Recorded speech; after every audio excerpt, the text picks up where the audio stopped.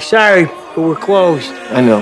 Herman thought the man was there to rob him. He quickly put the cash back in the register. I know you're not gonna believe me, but I have a job interview at First National Bank tomorrow. Congrats. The thing is, I don't have a suit.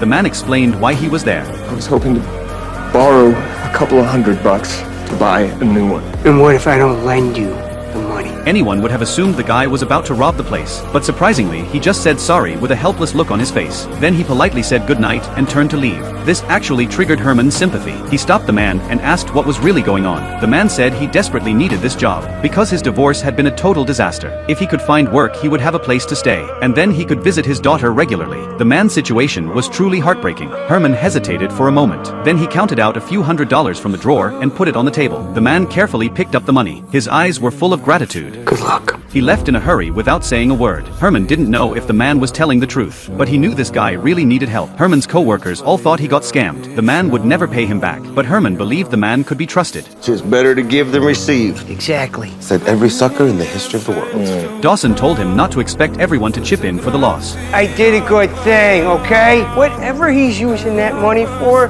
he needed a helping hand. I helped him. Drugs. I'm using it for drugs. Over the next few days, his co-workers kept making fun of Herman about it, even when they invited him to watch movies after work. They picked films about con artists. Herman suggested watching The Giving Tree. It's about a tree that gives everything it has to someone in need. What happens to the tree?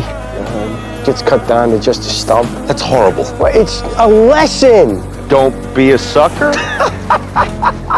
You too now. You know what? Forget it. You know, me and my giving heart, we'll see you later.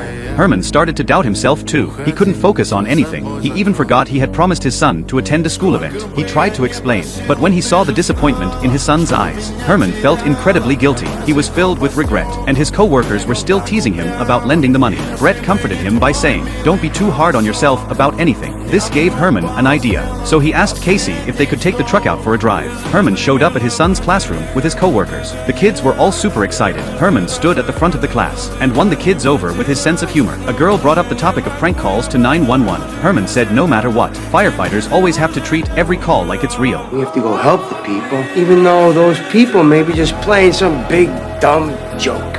See, we always help people, whether they deserve it or not. Herman was speaking from the heart. His co-workers were also moved by his words. Everyone gradually forgot about the whole thing. But then one day, a stranger walked into the bar. He came up to the counter and asked for the owner. Herman stepped out. He was speechless when he saw who it was. The man looked like a completely different person. He politely introduced himself. The other co-workers recognized him too. The man pulled out an envelope. He paid Herman back and thanked him once again. You have no idea how much your gesture meant to me.